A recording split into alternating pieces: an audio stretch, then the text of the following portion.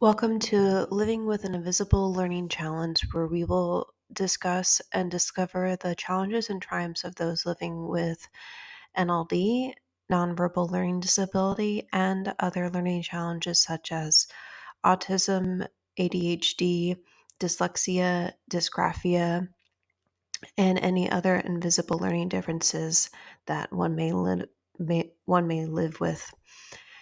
And I like to interview individuals as well who live with various learning challenges. So if you know anybody, please point me their way, or if you are that individual, I would love to interview you on various topics. So please let me know. And I welcome you to this podcast. Good morning, everybody. And today we will be talking about NLD and writing.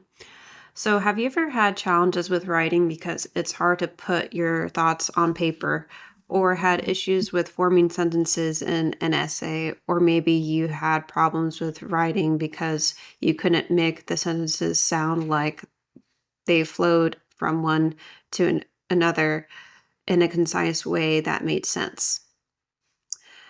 I have had all those challenges in all my academic life, including college. I especially had these in grade school because it was difficult for me to even write a sentence or paragraph. It didn't get easier until I was in college and my mom worked with me on different strategies. I still use some of the strategies to this day.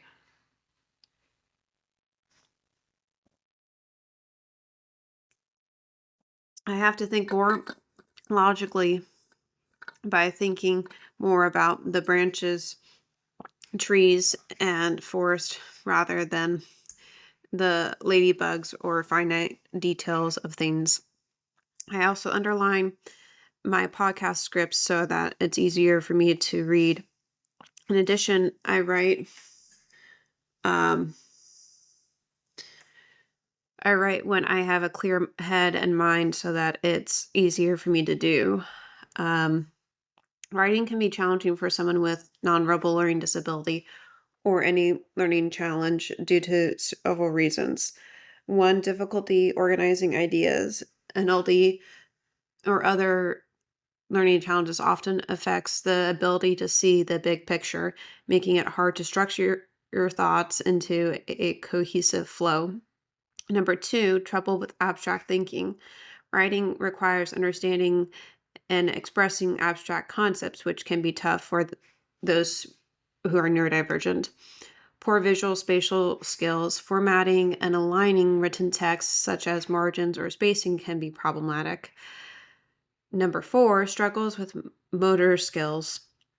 Fine motor skill difficulties may make handwriting slow or messy, increasingly increasing frustration. Excuse me. I think this is even true with typing actually, because that's also a lot of fine motor skills. And for me, sometimes it's hard for me to type real fast. Um, so I have to remind myself of a trick I use if I actually look at what I'm typing and not too much on the computer screen or on the keyboard, I can type faster. Um, Number five, over focus on details. Individuals who are neurodivergent might get bogged down in minor details, losing focus on the main message. Difficulty understanding nuances. Number six, writing often requires interpreting and conveying subtle ideas or emotions, which can be a challenge. Support like graphic organizers, writing templates, and clear step by step instructions can help.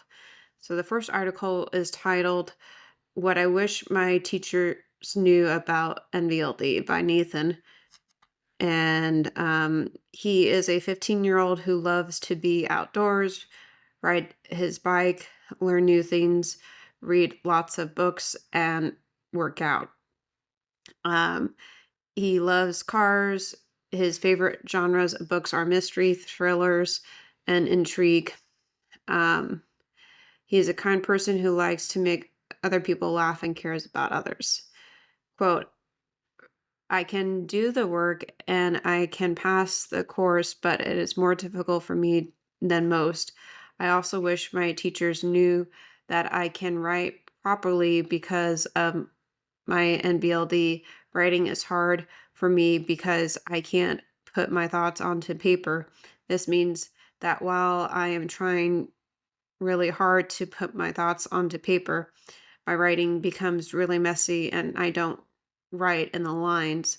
My teachers think that my writing is very lazy and that I cannot complete certain English tasks because it is too messy and they can't read it. However, I am able to type up my stuff like this blog post and do well. So, close quote. My thoughts on that article is that that's very true of people with learning learning challenges. They tend to focus on not um they tend to focus too much on their mistakes sometimes and not on their strengths. And I do this too sometimes. And I think with that, you need to remember that um, of how far you've come. And like Nathan was saying, that he wishes his teachers could realize it just takes him longer to do something, even though he can do it well. It he's there's nothing wrong with him. He's just different. And he like when he says he can't write in between the lines, I can't either. When I do my handwriting, I actually hold my pen or my pencil in a weird way. I don't hold it between my index finger and my thumb. Um, I usually I see if there's a pen I can sh- show you this with. I can take a picture of it, but um, instead of holding it in between my index finger um, sideways or horizontally, I should say, I usually hold it upright, like at an angle, like a slash, because for me that's easier to grip than the other way. I know it sounds weird, but that's just how I hold a pen. Um, so the second article is NLD Unmet Learning Challenges.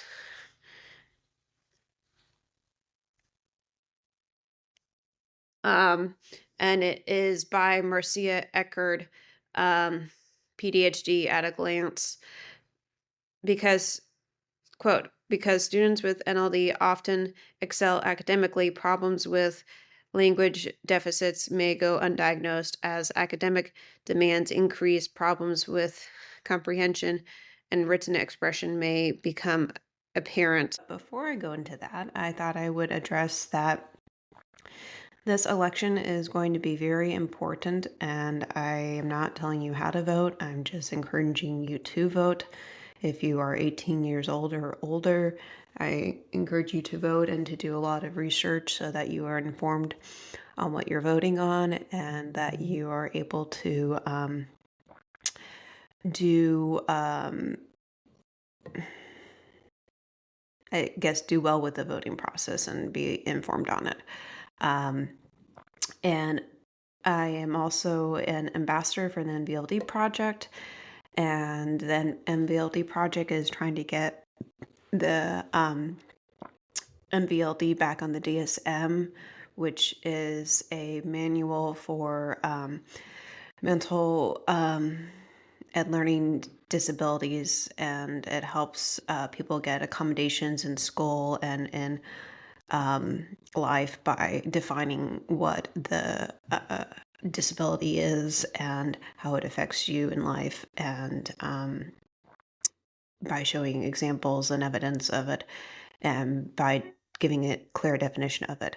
So that's what the DSM is, and they're trying to get NVLD back in there. And in order to do that, they renamed NVLD to developmental visual spatial disorder. I always forget the D. Um, and my hope is that when they do that, they will list all the symptoms because um, nonverbal wasn't a very good name for it either, but neither is developmental visual spatial disorder because it's not just developmental and visual spatial, it's also the social, which nonverbal doesn't have either. So it's like,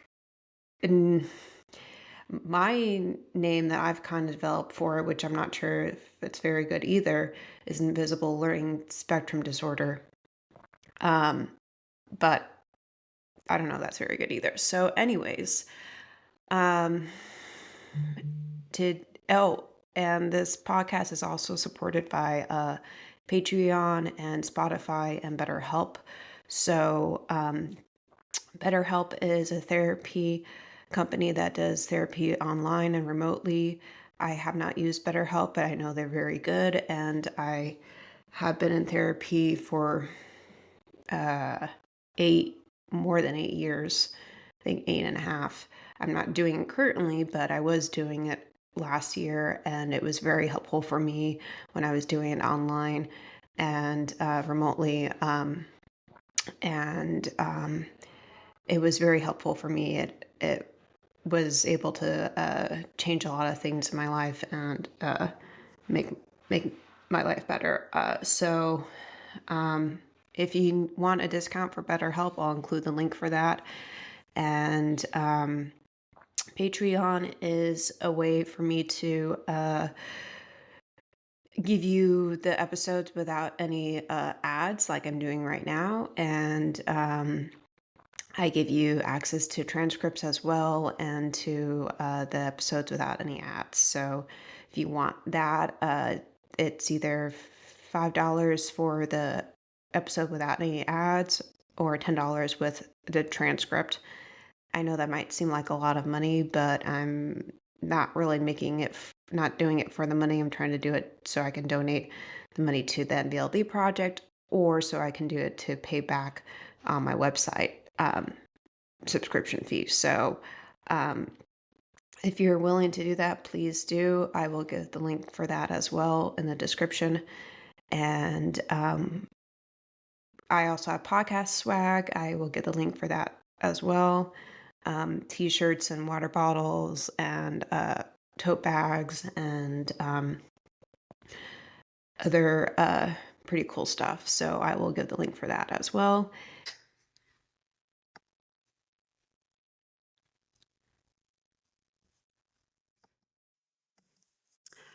All right. So, quote, many students experience challenges in writing since writing involves the same skills. I've found NLD students who are articulate in speech but who struggle to write a paragraph, younger students, or a paper, older students. Wrong conclusions. These difficulties can be misinterpreted, particularly in students whose behavior is viewed as difficult, refusal to write minimally elaborate, elaborated papers, and avoidance of reading fiction and poetry are chalked up to oppositional behavior or lack of motivation. Inconsistent test results are viewed as proof that they can do it when they try. Actually, how tests are administrated can be critical. Most standardized reading tests are multiple choice, close quote. So that brings up a good point about um, standardized tests. Um, it's tricky to do those, especially when they say all the following except kind of questions, or everything's true except, or everything's false except. Um, you have to circle the false or the accept part because then it's like, well, let me look at the ones that are true and make notes about that. And then the one that's left would be the one that is false, or the one that is the answer. And that's a good way to go about it because otherwise your brain is going to focus on the wrong answer. Um, That was a trick I learned from my tutor for my ACTs and my SATs. Um, it also brings up a good point about the refusal to write minimally elaborated papers and avoidance of reading fiction and poetry. Um, yeah, those are true, but it's like we refuse to write in the traditional way because it's not going to help us and because uh, it's not easy for us. And we're actually probably pretty good writers, but we just take longer and we need to have more time to get better and improve on our draft. And we refuse to read fiction or poetry because it's so abstract. But I actually love reading fiction. Um, I just don't like poetry because I can't understand the old language sometimes. So when I found Spark Notes, oh boy, was that a saver. Um, Especially for Shakespeare, that just made it a lot easier for me to understand that. Um, Let me drink some water before I do the third article.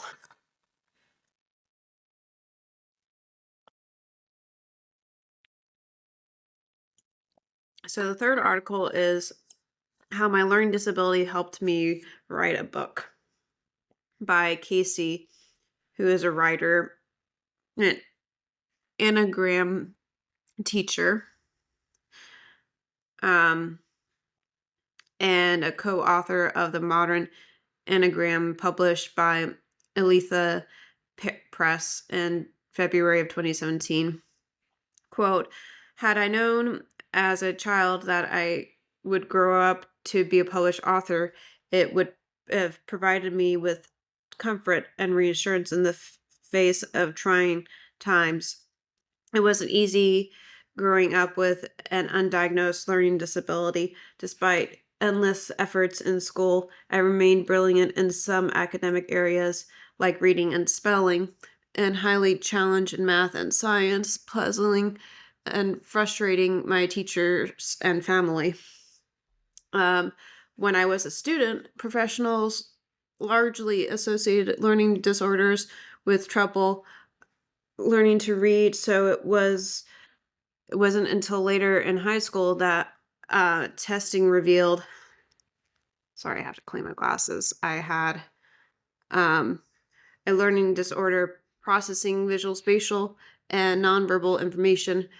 Now that I'm no longer in school, I only need basic math and science in my daily life. However, learning disorders don't go away in adulthood, and navigating my daily life and career requires continued readjustment and persistence. Um, continued readjustment and self accommodating. Um, Nonetheless, my talents, creativity, and persistence helped me obtain professional success as a published author. Recently, I became a first time published author, co writing the modern enigma. In many ways, my nonverbal learning disability gifted me with special abilities that made me a strong author, such as one, a love of words and gift for writing. I spoke my first words at 9 months, and my enjoyment of language never stopped.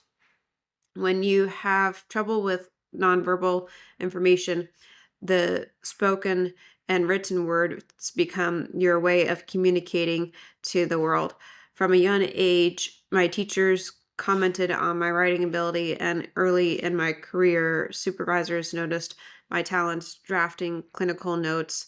I'm very fortunate my loved ones and mentors encouraged me to continue to develop my writing talents.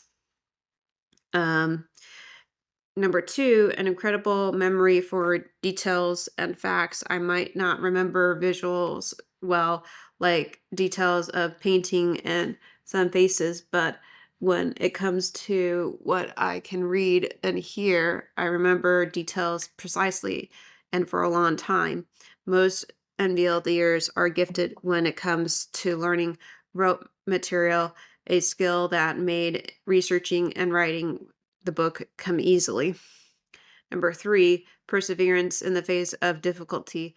Having a learning disability or learning difference, I'm used to certain things in life not being easy, but it's taught me to keep going even when obstacles are in my way. I passed high school geometry and physics through hours of exhaustive studying and tutoring, and still have to be careful doing certain tasks like cutting food and finding my way around a new place. I came more uh, than prepared for the long road of writing a book that includes research, rewrites, and multiple rounds of edits. Life with a learning difference will always have its challenges, but all of us have abilities we can nourish. I encourage children and adults with NBLD to find success and meaning in their lives by bringing their talents and interests together. So that's actually a really good article because it goes over three things that she actually considers strengths, um, because of having NBLD, a love for words and a gift for writing, an incredible memory for details and facts, and perseverance in the face of difficulty. Um, and I would add to that,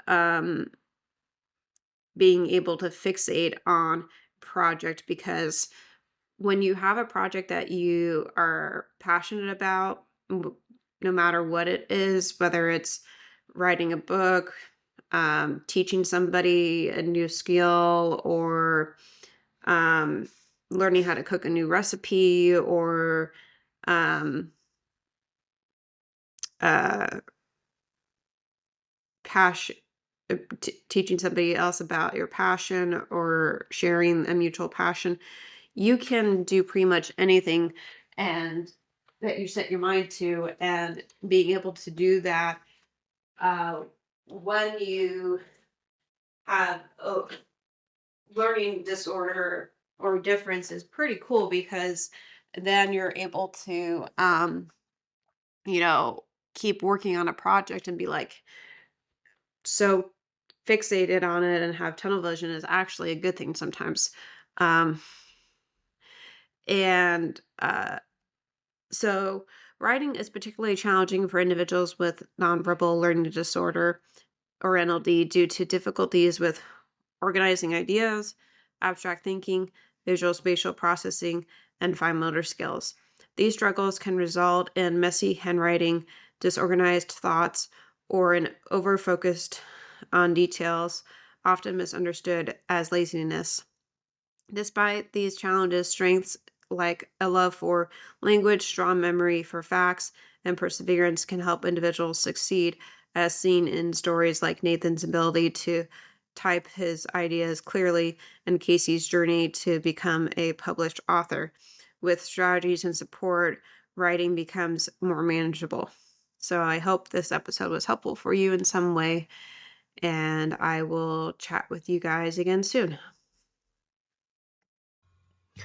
I hope that episode was well worth it for you to listen to and that you were able to take something away from it, even if you don't have a learning challenge, or if you do. I hope it was extra worthwhile for you so that you are able to learn something and maybe journal and jot down some few takeaways so that the next time you experience that challenge yourself, you're able to um,